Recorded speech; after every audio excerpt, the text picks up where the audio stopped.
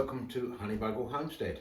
We purchased ourselves a Kitchen Queen. It's the 550, which is the smaller version. They make a 750, which is the larger. So what we're going to do is we're going to go through the controls. So first one, obviously we have the one to open the front firebox. Then the second lever is to open the ash drawer exit. The tray is in there and that just slides out with another handle. The chimney has a safety damper on it just in case we were to get a chimney fire, and so you can see right up in there that there is a damper that turns sideways to shut off everything if need be. The stove also has the major controls, which would be on this side. So this is the main damper that opens the damper to the flue. This one is your temperature thermostat control. Depending on how hot or how cold it rotates. This one is a unique little guy. I like this one. If you push it in, it shuts off the air to the front glass. So this is the little lever that gives you air control to keep the glass clear. We have warming ovens in the top area, which is nice. You can keep your plates really warm, or if you are baking bread, you can have it sitting up there just to cool down. So it's a nice little feature to get the little bins up there. On the oven side, we have the main door to the oven. It comes with two racks. We've only got one in there. I've got the other one down on the outside here. Standard oven racks. Comes with a thermometer, which is nice to be able to read the temperature. And there's a oven control on the side. With it pushed in is just the burning box. To operate the oven, you pull this one out and then the heat flows through from the box into the oven area. So with the Kitchen Queen comes the utensils that they provide. It's a cool little tool. It's got a 90-degree hook on it. The idea for that is so that when you want to just clear the tray where the grate is, it slides backwards and forwards really easy, very nice, and I just use it on the flat side just like this. But then when I want to clear the little grate's grill, I just turn it to a point down, and then I can actually clean really nicely, get every one of those little grate irons clean, and that helps to start a fire because you need a nice flow through. So once I've cleaned off the grate, we're ready to stack our wood. So I'm going to stack the wood. I'm going to put in the larger ones at the bottom.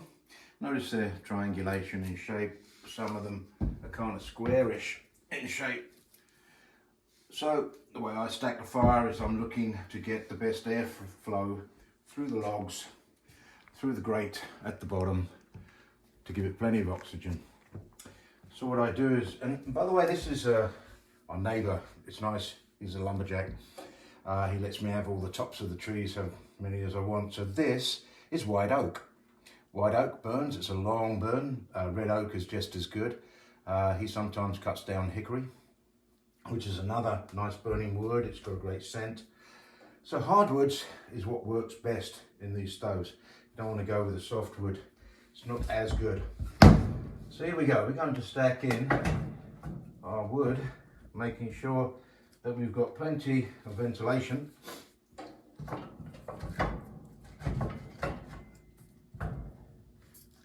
Around the wood.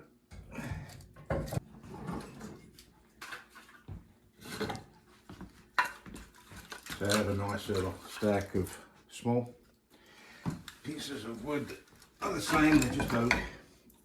Now I'll stack them in on the fire. I do a little crisscross display. So I get my first ones in. As soon as I got my first ones in, we just use a couple of little fire sticks. They're pine wood. Yeah. And I put those in between because of the oil on the pine. They capture light nicely. So then I'll just crisscross the rest of the sticks in there.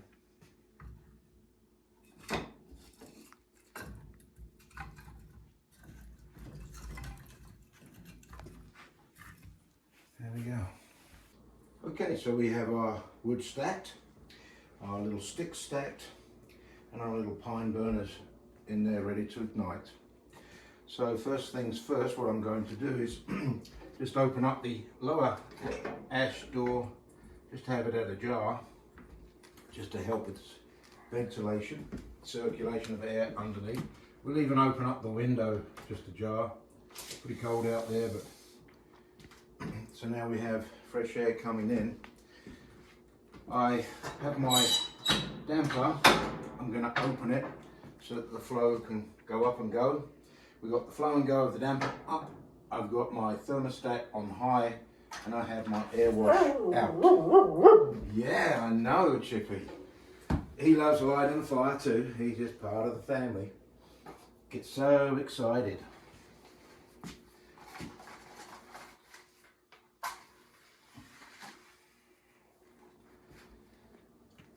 Got a nice little flame going.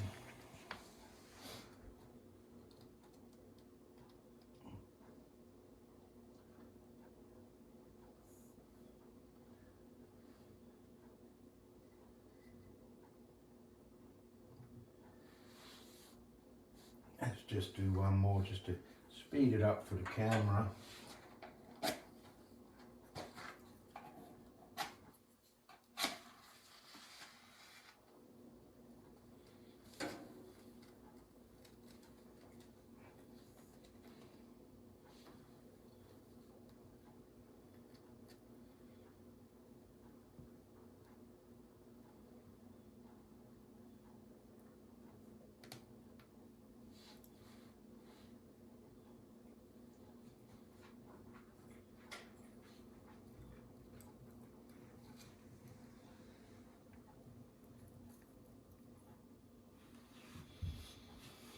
Getting a nice little fire going. So now to stop the smoke, we've just got a little bit coming in. So now's the time to close the door. And that seals off. So now you can see the flame is to start. We still have our ash door ajar. And we'll let that take. We'll come back in a few minutes and see what we've got. Well, our fire seems to be taking nicely. It's only been about 3 minutes, so we're letting that burn. While that's burning, heating up, I just wanted to point out that what we have is a kettle.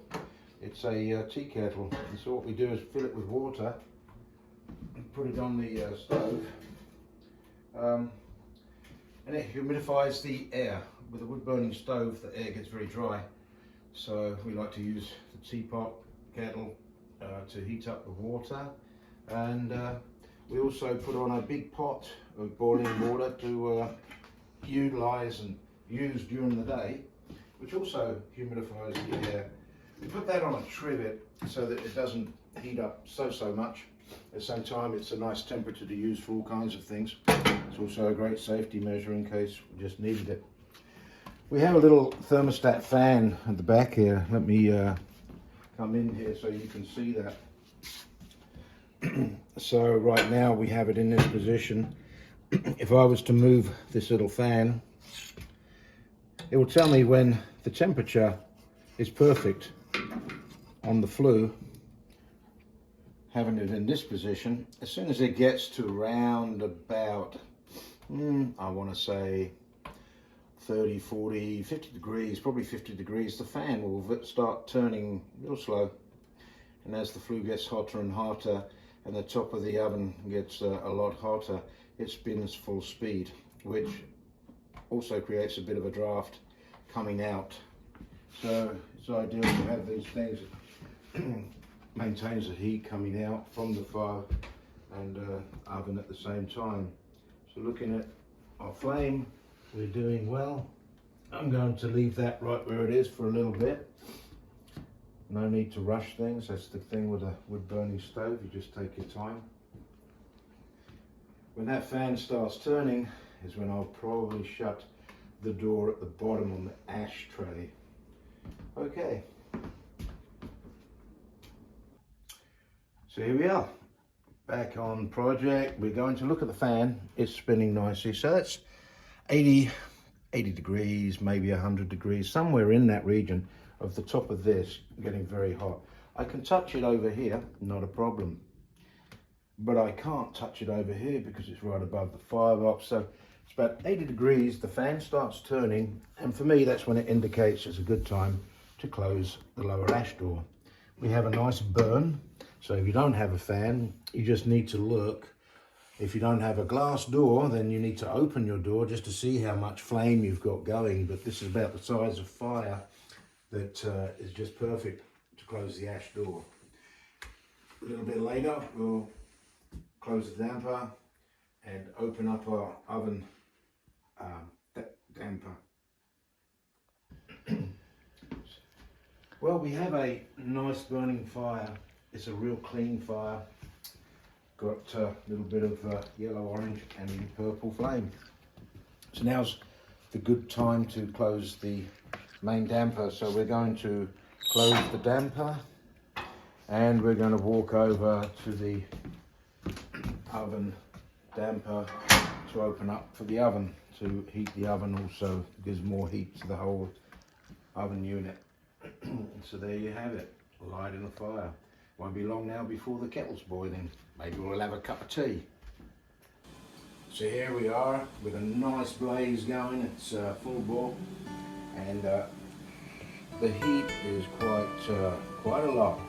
So what I'm going to do is come around here and turn the thermostat dial down to cool it off. A little cooler heat. So now it's on the coolest setting. I had it on the highest setting, and it'll take a little while. The wood burning stove, this doesn't happen immediately like your electric or the gas. It will start dying down the flames, and like I said, we got the kettle on, and we'll see if that boiled. Oh yeah, we got a nice bit of steam, so we'll pop the old tea bag in the cup, pour ourselves a mug of tea. Very nice. Got enough water for mugs of tea all day. There we go.